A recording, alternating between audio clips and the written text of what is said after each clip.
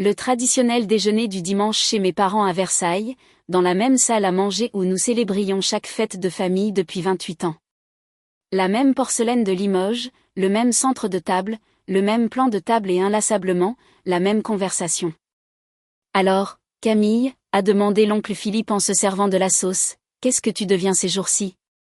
Avant que je puisse répondre, mon frère Maxime m'a coupé la parole. Oh, Camille joue toujours à la petite entrepreneuse. C'est quoi cette fois? La troisième start-up ratée? La seconde, ai-je corrigé doucement. Et elle n'a pas encore échoué, a ajouté Maxime avec un rire moqueur. Il avait 33 ans, 5 ans de plus que moi, et travaillait comme analyste senior chez Goldman Sachs à Paris. Pour la famille, cela faisait de lui celui qui avait réussi. Allez, Cam, combien de temps vas-tu continuer à faire semblant? Maman a posé son verre de vin. Maxime, ne sois pas cruel. Je ne suis pas cruel, je suis réaliste, elle a 28 ans, elle vit dans un studio à Saint-Ouen et travaille sur un truc technologique que personne ne comprend, pendant ce temps, j'achète une maison à Saint-Cloud. Félicitations, ai-je dit d'un ton égal en coupant mon rôti. Papa s'est penché en avant. Camille, ta mère et moi en avons discuté, cette phase de start-up doit cesser, tu as un master de HEC, tu pourrais obtenir un vrai poste dans un cabinet de conseil, une banque, quelque part avec de la stabilité. J'ai de la stabilité. Maxime a ri de nouveau. Un studio à Saint-Ouen n'est pas de la stabilité, quel est ton salaire annuel? 40 000? 50 000? Je ne me verse pas encore de salaire, nous réinvestissons tout dans la croissance. Tu vois, Maxime s'est tourné vers papa triomphalement, elle travaille gratuitement, c'est exactement ce dont nous parlons. Ma sœur Juliette, 30 ans et avocate d'affaires, a pris la parole de l'autre côté de la table.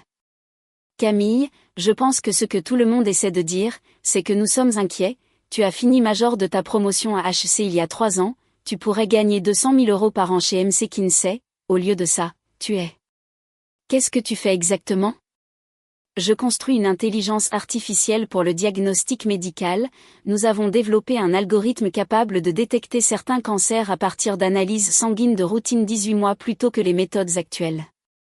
Silence autour de la table. Puis, Maxime a lâché, ça a l'air inventé. Ce n'est pas inventé, nous avons 3 brevets validés et 4 autres en attente, nous sommes en essais cliniques dans 6 hôpitaux. Des essais cliniques? Tante Valérie a haussé un sourcil. Ça semble coûteux, d'où vient le financement? Nous avons levé 40 millions d'euros en série B il y a 8 mois. Maxime a posé sa fourchette. 40 millions? Camille, arrête de mentir. Je ne mens pas. Alors donne-nous une preuve, montre-nous un relevé bancaire, un contrat, n'importe quoi. J'avais les documents financiers sur mon téléphone, les certificats de brevet, les accords de partenariat hospitalier, mais j'avais appris quelque chose au cours de 3 années de déjeuner de famille, les gens qui ont décidé que vous échouiez ne veulent pas de preuves de succès, ils veulent la permission de continuer à vous ignorer. Croyez ce que vous voulez, ai-je dit doucement. Maman a soupiré lourdement. Camille, c'est exactement le problème, cette attitude défensive, nous essayons de t'aider. En traitant mon travail de faux? En t'encourageant à être réaliste, a dit papa, tu n'es pas médecin, tu n'es pas scientifique, tu as un diplôme de commerce, ce truc diamédical, ça te dépasse.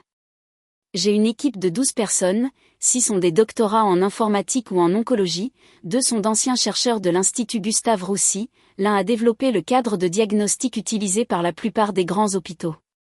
Et toi tu es quoi, leur patronne? Le ton de Maxime était le scepticisme pur. Je suis la PDG et fondatrice, j'ai conçu l'algorithme initial, sécurisé les brevets, levé les fonds et assemblé l'équipe.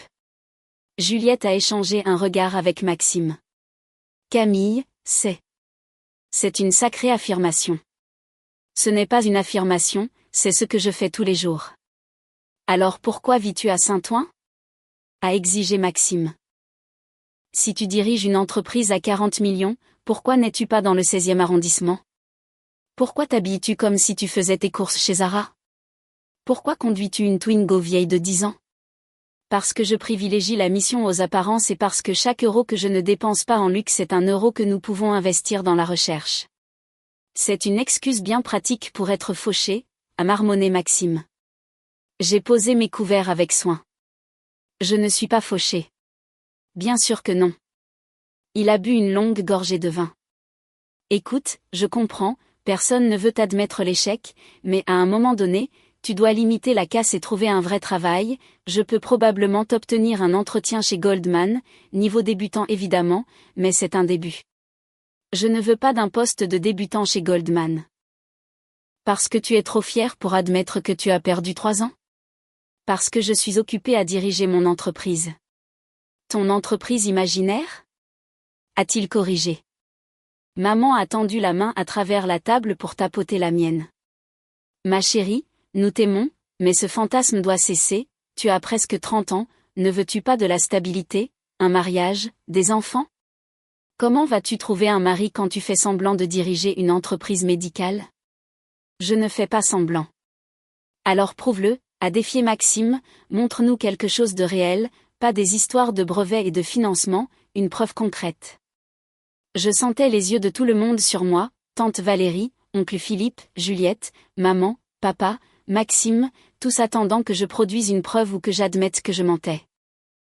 J'ai pensé à mon téléphone dans mon sac à main, les courriels de l'AP-HP concernant les résultats de nos essais cliniques, la lettre d'intention pour la levée de fonds de série c'est que nous clôturions le mois prochain, 120 millions d'euros à une valorisation de 890 millions, les certificats de brevet, les contrats hospitaliers.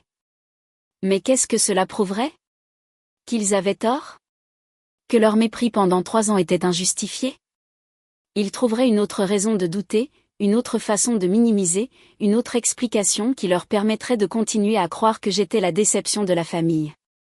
Je n'ai rien à vous prouver, ai-je dit calmement. Maxime s'est adossé à sa chaise. Traduction, elle n'a rien. Maxime, ça suffit, a dit papa, mais son ton manquait de conviction. Non, ce n'est pas assez, pendant 3 ans, nous avons tous fait semblant d'accepter son délire, Camille est entrepreneuse, comme c'est excitant, pendant ce temps elle vit dans un studio en travaillant gratuitement, prétendant avoir levé 40 millions auprès d'investisseurs qui apparemment n'existent pas. Ils existent. Des noms, donne-moi des noms, quels fonds de capital risque ont investi dans ton entreprise imaginaire? J'ai croisé son regard. Sequoia Capital, Andreessen Horowitz, Kleene Perkins. La table est devenue complètement silencieuse. Ce sont les 3 plus grandes sociétés de capital risque au monde, a dit oncle Philippe lentement. Je sais. Maxime a ri, mais cela sonnait forcé. D'accord, maintenant je sais que tu mens, il est impossible que des firmes comme celle-là aient investi dans une start-up d'IA médicale dirigée par une fille de 28 ans sans aucune expérience en santé. Ils ont fait leur vérification préalable, ils ont cru en la technologie et en l'équipe. Camille, la voix de Juliette était douce mais ferme, ces firmes investissent dans des entreprises fondées par des doctorants de Polytechnique et des entrepreneurs en série, pas des diplômés de HEC sans bagage technique. J'ai appris à coder seul quand j'avais 15 ans, j'ai une mineure en informatique et j'ai fait 2 ans de recherche sur le cancer avant mon école de commerce. Tu n'as jamais mentionné ça, a dit maman. J'ai essayé plusieurs fois, personne n'était intéressé. Maxime faisait défiler son téléphone maintenant. Je cherche ton entreprise, comment s'appelle-t-elle? J'ai hésité. L'entreprise avait délibérément maintenu un profil bas, nous n'étions pas prêts pour l'attention du public, nous voulions que les essais cliniques soient terminés et l'approbation réglementaire sécurisée d'abord, mais l'information était techniquement publique. Sentinelle diagnostic, ai-je dit finalement. Maxime a tapé rapidement puis s'est arrêté, son visage a pâli. Quoi? Juliette s'est penchée pour regarder son écran, son expression est passée du scepticisme au choc. Camille, dit-elle lentement, il y a un article de Forbes ici qui date d'il y a 3 semaines, Sentinelle Diagnostic lève 40 millions d'euros pour révolutionner la détection du cancer. La table a éclaté en voix. Fais voir ça. C'est réel? Forbes ne publierait pas ça si. Maxime fixait toujours son téléphone. Il y a une photo, c'est. Il a tourné l'écran vers moi. C'est toi. J'ai regardé la photo familière, celle que Forbes avait prise lors de leur interview à notre laboratoire à Paris, photographe professionnel, stylisme professionnel, moi en blouse blanche devant notre équipement de diagnostic regardant directement l'objectif. Le titre, la PDG de 28 ans qui pourrait avoir résolu la détection précoce du cancer. Quand est-ce que ça a été publié? A demandé papa. Le 8 novembre, a lu Juliette sur son propre téléphone. Il y a 3 semaines. 3 semaines? La voix de maman s'est élevée. Camille, pourquoi ne nous as-tu rien dit? J'ai essayé de vous le dire, pendant 3 ans. Maxime défilait frénétiquement maintenant. Il y a des douzaines d'articles, Les Échos, Le Figaro, le Wall Street Journal. Camille, qu'est-ce que... Son téléphone a commencé à vibrer, puis celui de papa, puis celui de Juliette. Tout à coup, leur téléphone s'illuminait de notifications. Maxime a répondu au sien en premier. Allô? Oui, c'est Maxime. Quoi? Non, je... Quelle couverture? Il s'est tu, écoutant, son visage s'est vidé de toute couleur. Tu es sûr? Ce n'est pas possible. Il m'a regardé les yeux écarquillés. Tu es en couverture de Forbes. Quoi? Maman a attrapé son téléphone. Le numéro spécial Forbes 31h30, a dit Maxime faiblement, catégorie santé, il sort en version numérique ce soir, quelqu'un à mon bureau vient de le voir. Il a tourné l'écran de son téléphone vers la table et j'étais là, en couverture de Forbes, l'édition spéciale 30 de 30 ans, mon visage centré sur l'écran, professionnelle et confiante avec le titre « La plus jeune milliardaire de la santé, comment Camille est en train de révolutionner la détection du cancer ». Le mot milliardaire semblait résonner dans la salle à manger silencieuse. C'est impossible, a chuchoté Maxime. Ça dit milliardaire. Juliette lisait sur son propre téléphone, sa voix d'avocate tremblant. L'article dit. Il dit que Sentinel Diagnostic est valorisé à 1,2 milliard d'euros après la clôture du tour de financement de Ceris le mois prochain. Camille, tu possèdes 62% de l'entreprise. Ce qui porte ma valeur nette à 744 millions d'euros, ai-je dit calmement, sur le papier, jusqu'à ce que la Ceris soit close, ensuite ce sera plus élevé. Silence, silence absolu, puis le chaos. Tu pèses 700 millions d'euros? La voix de maman était presque un cri aigu. Et tu vis à Saint-Ouen? A ajouté tante Valérie. Pourquoi ne nous as-tu rien dit? A exigé papa. Je les ai regardés chacun calmement. J'ai essayé. Au dernier anniversaire, j'ai expliqué que nous avions levé des fonds de série A, Maxime a dit que je jouais à l'entrepreneuse. À Noël, j'ai mentionné les essais cliniques, Juliette a dit que ça semblait me dépasser. À Pâques, j'ai parlé des approbations de brevets, maman a dit que je devrais trouver un vrai travail. Mais tu n'as jamais dit que tu valais. A commencé Maxime. Parce que la valorisation n'était pas encore réelle, ce n'était que des projections, et parce que chaque fois que j'essayais d'expliquer ce que je construisais, quelqu'un m'interrompait pour me dire que je perdais mon temps. Juliette lisait sur son téléphone, son attitude professionnelle brisée. L'article de Forbes dit que Sentinel Diagnostic a des partenariats avec l'Institut Curie, Gustave Roussy, la Mayo Clinic aux USA, et l'hôpital américain. 6 des 10 meilleurs hôpitaux. Nous commençons des essais cliniques à la Pitié-Salpêtrière le trimestre prochain, ai-je ajouté, ça fera 8. Le téléphone de Maxime a vibré à nouveau, il l'a regardé et a encore pâli. C'est mon directeur général, il dit. Il dit que la moitié des associés chez Goldman essaient de trouver comment obtenir un rendez-vous avec toi, il veut savoir pourquoi je n'ai jamais mentionné que ma sœur dirigeait la start-up de santé la plus en vue du pays. Tu étais trop occupé à la qualifier d'imaginaire, ai-je dit d'un ton égal.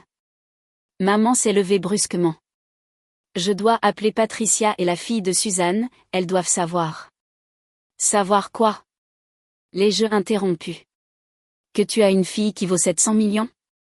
C'est ça que tu veux leur dire? Pas que j'ai développé une technologie potentiellement salvatrice? Pas que je pourrais aider à détecter le cancer plus tôt et sauver des vies? Juste le montant en euros? Elle s'est figée.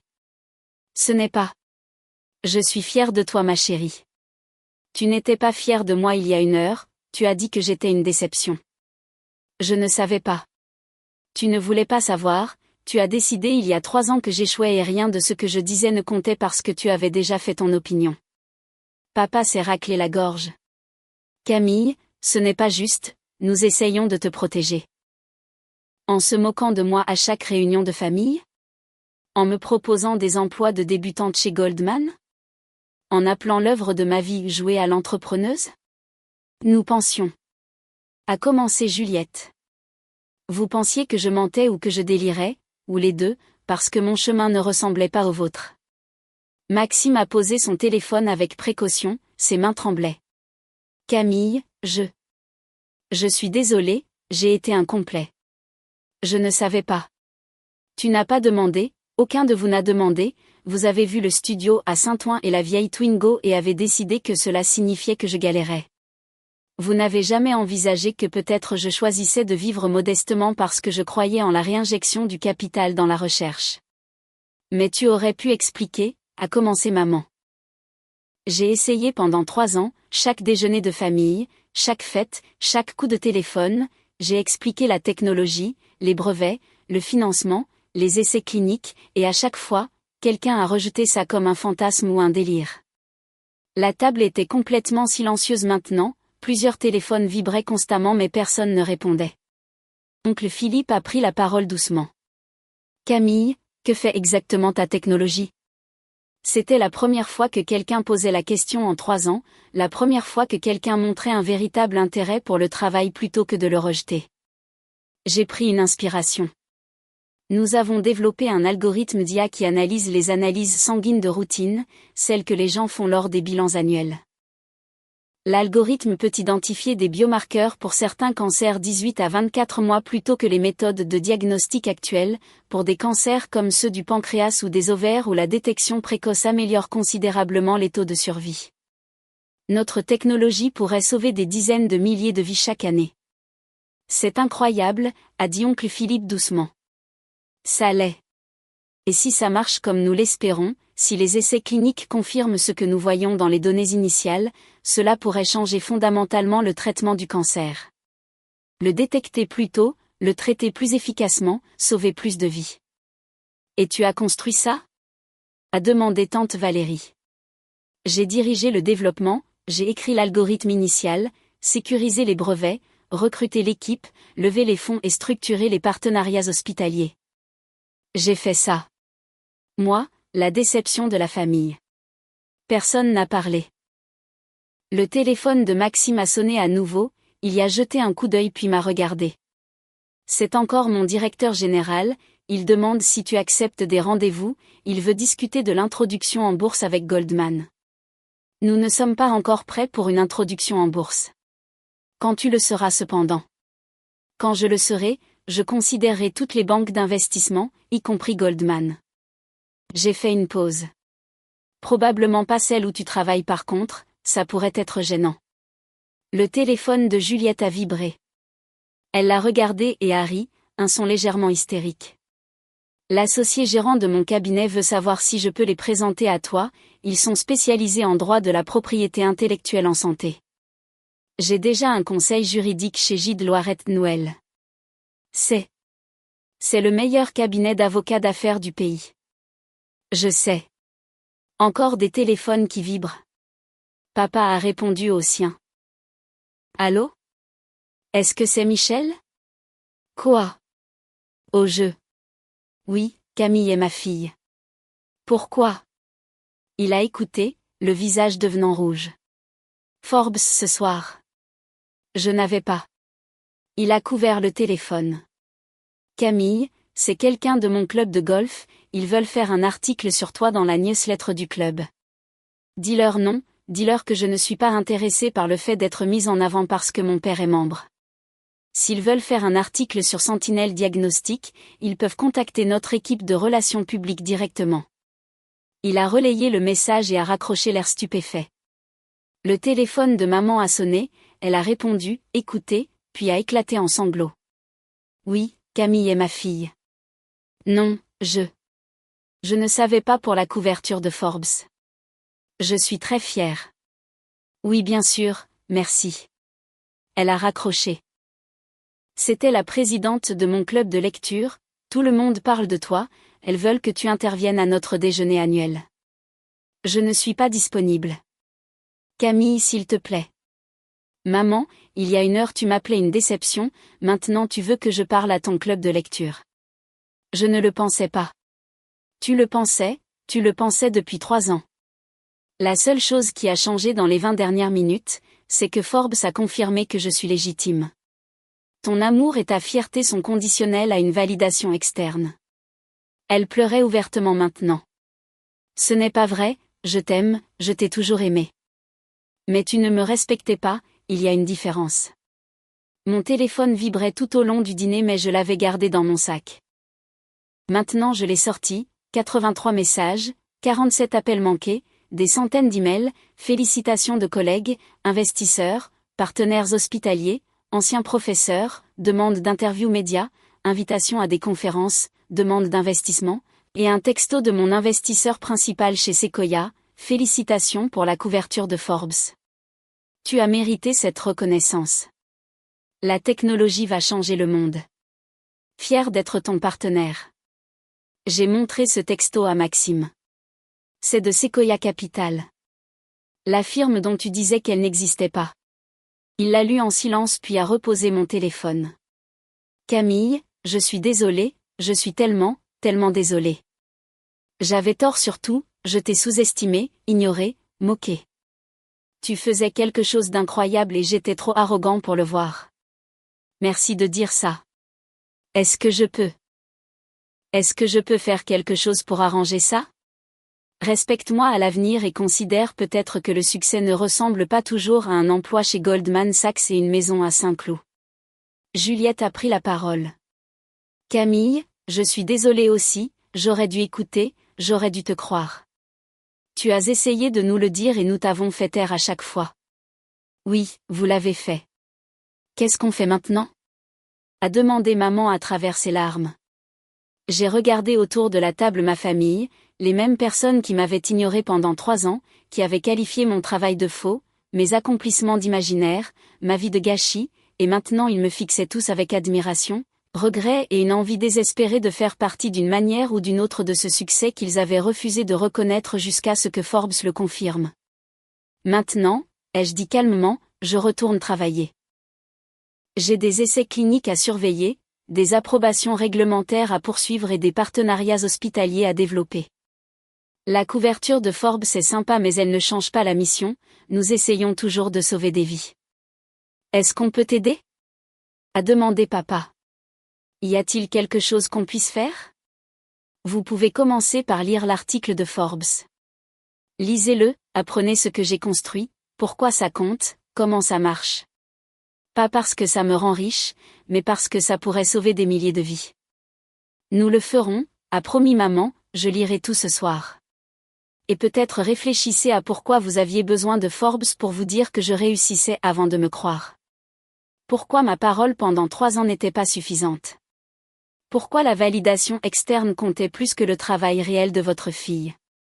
Silence encore.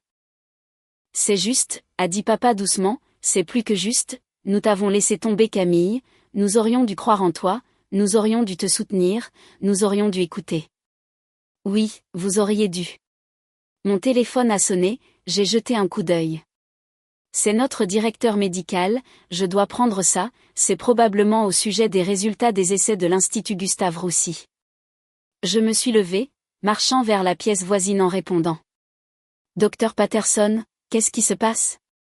Camille, la couverture de Forbes provoque le chaos, nous avons eu 50 demandes de médias dans la dernière heure et 3 hôpitaux viennent d'appeler pour rejoindre les essais cliniques. C'est bien, n'est-ce pas? C'est écrasant, oui c'est bien. J'appelle parce que Gustave Roussy vient d'envoyer les résultats de la phase 2. Camille, l'algorithme a identifié un cancer du pancréas chez 14 patients qui avaient échappé au dépistage standard. 14. Tous au stade 1, tous hautement traitables. J'ai fermé les yeux. 14 personnes qui auraient été diagnostiquées au stade 3 ou 4 sans notre technologie. 14 personnes qui avaient maintenant une vraie chance de survie. C'était ça qui comptait. Pas la couverture de Forbes, pas la valorisation à 1 milliard, pas le fait de prouver que ma famille avait tort. 14 vies. C'est incroyable, ai-je dit doucement, envoyez-moi le jeu de données complet, je vais l'examiner ce soir. Camille, tu comprends ce que ça signifie? Si ces résultats se maintiennent sur les 6 sites d'essai, nous visons une approbation européenne d'ici 18 mois. Cette technologie pourrait être le dépistage standard d'ici 3 ans. Je sais. Ne nous emballons pas cependant, nous avons besoin que les données soient absolument irréfutables avant de pousser pour l'approbation. Après avoir raccroché, je suis resté dans la pièce vide un moment, traitant tout cela. 3 ans de doute de ma famille culminant avec le mépris et les moqueries d'aujourd'hui, puis la couverture de Forbes révélant ce que j'essayais de leur dire depuis le début. Le choc, les excuses, les tentatives désespérées de faire partie du succès auquel ils avaient refusé de croire. Et maintenant les résultats de l'hôpital qui suggéraient que notre technologie était encore plus efficace que nous l'avions espéré. 14 personnes qui auraient une chance de survivre grâce à un travail que ma famille avait qualifié d'imaginaire. Je suis retourné dans la salle à manger. Tout le monde était encore assis là, téléphone sorti, lisant des articles sur moi et Sentinelle Diagnostic. Je dois y aller, ai-je annoncé, j'ai des résultats d'essai à examiner. Camille attend, maman s'est levée, est-ce qu'on peut parler s'il te plaît? Pas ce soir, mais bientôt.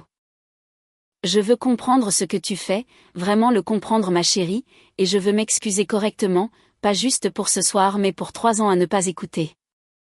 J'ai regardé son visage taché de larmes, l'expression coupable de papa, Maxime et Juliette qui avaient l'air honteux et impressionnés à parts égales. D'accord, ai-je dit finalement, mais pas cette semaine, j'ai besoin d'espace pour digérer tout ça. Bien sûr, quand tu seras prête. Maxime s'est levé. Camille, avant que tu partes, est-ce que je peux te demander quelque chose? Quoi? Cette offre pour un emploi de débutant chez Goldman.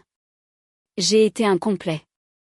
Mais si tu as besoin de quoi que ce soit de ma part, des contacts, de l'aide, n'importe quoi du tout, je veux arranger les choses. Je l'ai considéré, mon grand frère qui s'était moqué de moi sans relâche pendant 3 ans, qui avait appelé l'œuvre de ma vie jouée à l'entrepreneuse et mon entreprise imaginaire, qui offrait maintenant de l'aide parce que Forbes avait confirmé ma légitimité. Si tu veux arranger les choses, ai-je dit, commence par me traiter avec respect, peu importe ce que dit Forbes. Commence par croire ta sœur quand elle te dit ce qu'elle accomplit. Commence par soutenir les gens avant qu'ils n'aient des valorisations d'1 milliard. Je le ferai, je le promets. J'ai attrapé mon manteau et mon sac et me suis dirigé vers la porte. Camille, a appelé papa derrière moi. Je me suis tournée. Nous sommes fiers de toi, vraiment fiers. Pas à cause de l'argent ou de la couverture de Forbes, mais parce que tu as construit quelque chose qui a du sens, quelque chose qui compte. Merci. Mais j'aurais aimé que vous soyez fiers il y a 3 heures quand vous m'avez traité de déception. Je suis partie avant que quiconque ne puisse répondre. Le trajet de retour vers Saint-Ouen a pris 40 minutes. Mon téléphone sonnait constamment, des membres de la famille appelaient, des collègues envoyaient des textos, les médias demandaient des interviews. J'ai ignoré la plupart, me concentrant sur la route, mais j'ai répondu à un appel. Mon cofondateur et directeur technique, Dr James Wu. Camille, as-tu vu la couverture de Forbes? Je l'ai vue. C'est incroyable, félicitations. J'imagine que ton repas de famille vient de devenir très intéressant. On peut dire ça. C'était comment? Mon frère a appelé mon entreprise imaginaire, ma mère m'a traité de déception, ensuite ils ont découvert la couverture de Forbes et la valorisation à 1 milliard, et soudainement tout le monde voulait célébrer. James est resté silencieux un moment. Ça a dû être à la fois validant et terrible. C'est à peu près ça. Pour ce que ça vaut, tout le monde dans l'équipe savait que tu étais brillante il y a des années, nous n'avions pas besoin de Forbes pour nous le dire. Merci James. Aussi, nous devons parler des résultats de Gustave Roussy, le docteur Patterson les a envoyés. 14 cas détectés. C'est énorme Camille, nous pourrions vraiment avoir quelque chose qui change le traitement du cancer fondamentalement. Je sais, je serai au labo à la première heure demain. Nous devons analyser les données soigneusement avant de faire toute déclaration publique. D'accord, mais Camille, c'est la vraie réussite, pas la couverture de Forbes, c'est Après avoir raccroché, je me suis garé devant mon immeuble à Saint-Ouen. Le même studio dont Maxime s'était moqué ce soir. Petit, simple, abordable, tout ce dont j'avais besoin. J'aurais pu acheter un Penthouse à Paris, une maison à Versailles comme mes parents, quelque chose qui criait le succès et la richesse, mais j'avais choisi d'investir l'argent dans la recherche à la place, dans les essais cliniques et l'équipement et l'embauche des meilleures personnes. Parce que 14 personnes à l'hôpital venaient d'être diagnostiquées avec un cancer de stade 1 hautement traitable au lieu de sentence de mort de stade tardif. Cela valait plus que n'importe quel appartement de luxe. À l'intérieur, j'ai fait du thé et ouvert mon ordinateur portable. Les données étaient là. 14 patients, 14 vies. Mon téléphone a vibré avec un autre texto, celui-ci de maman. J'ai lu tout l'article de Forbes, ensuite j'ai lu 10 autres articles sur Sentinelle Diagnostic. Camille, ce que tu fais est extraordinaire. Je suis désolée de ne pas l'avoir vu avant, je suis désolée d'avoir eu besoin de Forbes pour me le montrer.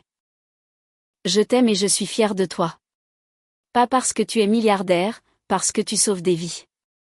J'ai fixé le texto pendant un long moment, puis j'ai tapé « Merci, ça signifie beaucoup. Parlons ce week-end. » Sa réponse est venue immédiatement « Quand tu seras prête, je serai là. » J'ai mis le téléphone de côté et ouvert les données médicales. 14 patients, 14 familles qui pourraient garder leurs proches plus longtemps, 14 chances de survie. C'était la vraie histoire. Pas la couverture de Forbes, pas la valorisation à 1 milliard, pas le fait de prouver que ma famille avait tort. Juste le travail, la mission, l'effort quotidien de construire quelque chose qui comptait. Demain l'attention médiatique continuerait, plus d'articles, plus d'interviews, plus de gens soudainement intéressés par ce que je faisais. Mais ce soir j'avais des données à examiner, des vies qui pourraient être sauvées, un travail qui comptait vraiment. J'ai ouvert le premier dossier patient et commencé à lire. Ce moment calme dans un studio à Saint-Ouen, à examiner des données médicales qui pourraient changer le traitement du cancer, c'était ça le succès. Tout le reste n'était que du bruit.